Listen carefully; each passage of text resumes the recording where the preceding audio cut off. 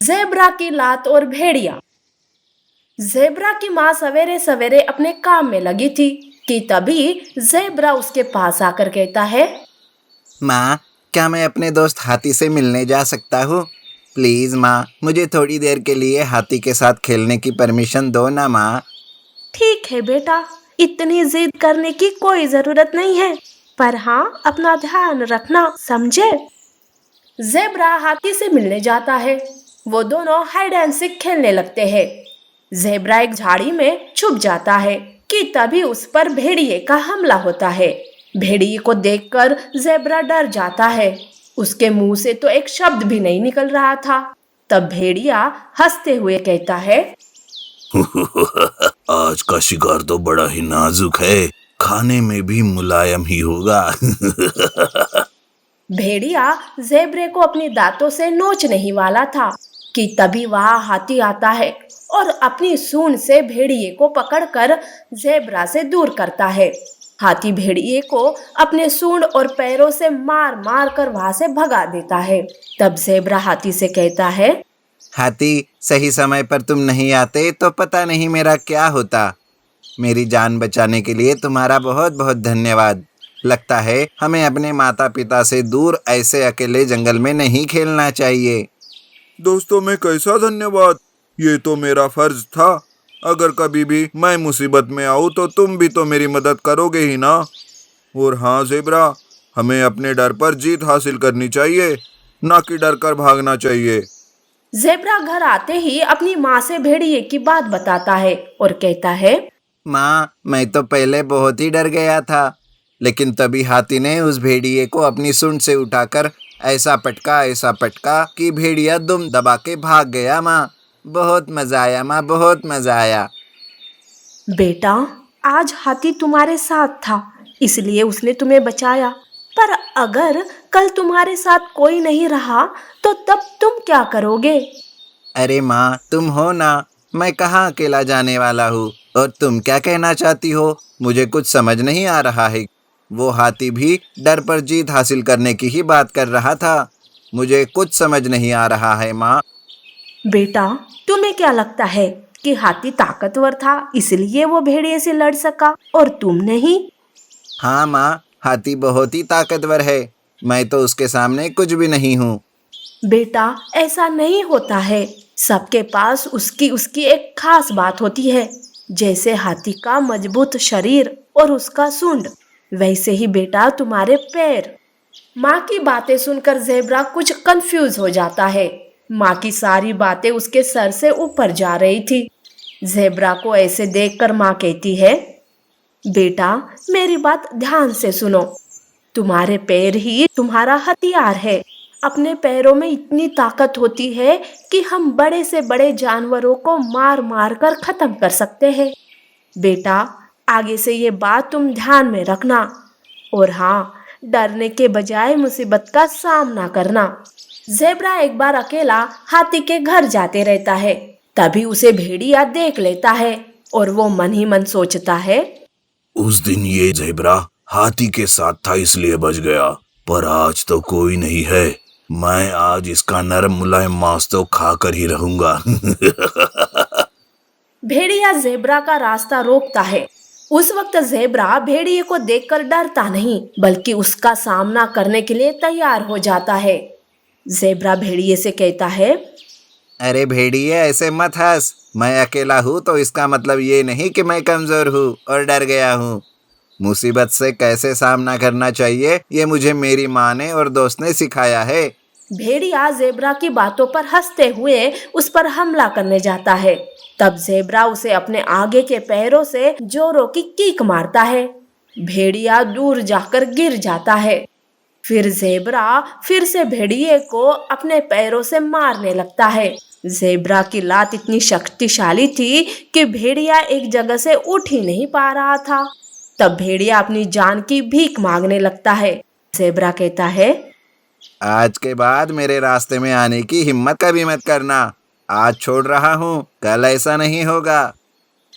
Zebra हिम्मत से भेड़िए का सामना करता है और ये बात घर आकर अपनी माँ को बताता है।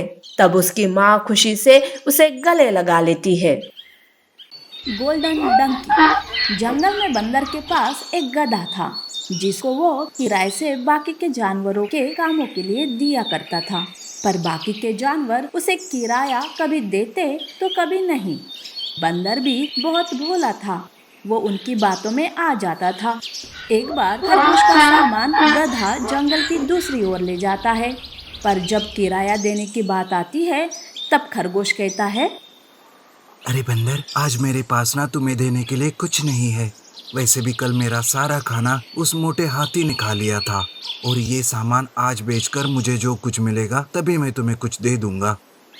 बंदर खरगोश की बातों में आ जाता है। खरगोश बंदर को उल्लू बनाकर हंसते हुए वहां से चला जाता है। तब गधा अपने मन में सोचता है, ऐसा मन कर रहा है कि उस खरगोश को अपने लातों से कीक मारकर फेंक दूं, पर मेरा मालिक ही भोला है, वो सबकी बातों में आते रहता है। क्या करूं, मेरे मालिक का कुछ समझ नहीं आता। गधा ऐसे सोचते रहता है। बंदर गधे को लेकर घर आता है।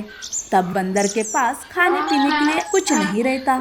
तब वो गधे से कहता है, अरे गधे, तुम अब मेरा साथ छोड़कर चले जाओ, मेरे पास तुम्हें देने के लिए कुछ नहीं है। बंदर गधे को गांव छोड़ देता है। गधा बंदर को छोड़ना तो नहीं चाहता था, पर गधा बंदर के लिए गांव में चला जाता है। गांव में गधे को देखकर लोग उसके पीछे उसे पकड़ने के लिए भागने लगते हैं। तब गधा उनसे बचने के लिए फिर से जंगल की ओर भागने लगता है।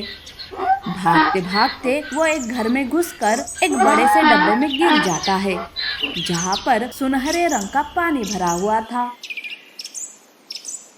जिस वजह से गधा भी सुनहरा हो जाता है। वो भागते भागते जंगल के तालाब के पास आता है और वो पानी पीने लगता है। पानी में अपनी परछाई देखकर गधा कहता है, अरे वाह, मैं तो सुनहरा हो गया। अब तो मैं अपने मालिक बंदर के पास जाता हूँ। मेरे इस सुनहरे रंग से बाकी के जानवर मेरे मालिक को अब उल्लू नहीं बनाएंगे। ऐसा सोचकर गधा बंदर के पास जाता है। बंदर सुनहरे गधे को देखकर कहता है, अरे तुम फिर से वापस आ गए। मैंने कहा ना कि मुझे छोड़कर चले जाओ। और हाँ, ये तुमने अपने शरीर पर ये सुनहरा रंग कैसे चढ़ा दिया? बंदर, मैं एक जादुई तालाब में गिर गया था। उसकी वजह से अब मैं सुनहरा हो गया और ताकतवर भी। अब मैं आपको छोड़कर कभी नहीं जाऊंगा। ये सुनकर बंदर खुश हो जाता है, पर गधा मन ही मन बंदर के लिए सोचता है, मुझे माफ़ कर दो मालिक, लेकिन अगर मैंने झूठ नहीं कहा होता तो तुम मुझे फिर से छोड़ देते। बाकी जानवरों की तरह मैंने भी आपको उल्लू बना दिया, लेकिन इसमें आपकी ही भलाई है। सुनहरा गधा देखने बाकी के सारे जानवर वहां आते हैं। जानवर अब बंदर को बेवकूफ बनाना बंद करने लगते हैं। पर एक बार खरगोश गधे का रंग असली है या नकली ये देखने के लिए उसके पीछे से पानी डालने की कोशिश करता है। तब गधा उसे पीछे से जोर से कीक मारता है और खरगोश को दूर फेंक देता है। तब गधा खरगोश से कहता है, अरे ओ खरगोश, अब मैं मामूली गधा नहीं रहा, मैं बहुत ही ताकतवर बन गया हूँ। और हाँ, खबरदार अगर आज के बाद मेरे मालिक को उल्लू बनाया तो। खरगोश ये बात सारे जानवरों में फैला देता है। पर एक दिन बारिश में गधे का सुनहरा रंग निकल जाता है। ये देखकर बंदर गधे से कहता है, अरे बाकी के जानवरों के जैसे तुमने भी मुझे उल्लू बनाया। तुम भी मुझे बेवकूफ़ ही समझते हो, है ना? गधा बंदर से माफी मांगता है और उसे सारी बात समझाता है। बंदर को भी अब गधे की बात समझ में आ जाती है और वो गधे से कहता है, अरे गधे, किसी के देखने से पहले तुम जल्दी से गाँव जाओ और वो सुनहरा रंग फिर से लगा कर आओ।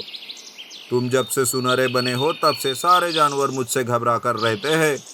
हमें भी अब उनकी इस बात का फायदा उठाना चाहिए, जैसे को तैसा। क्या कहते हो? गधा बंदर में आए इस बदलाव से चकित हो जाता है।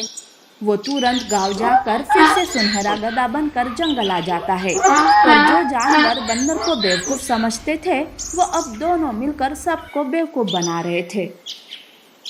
हमें इतना भी बेवकूफ नहीं होना चाहिए कि बाकी के उसका हमसे फायदा ले सके।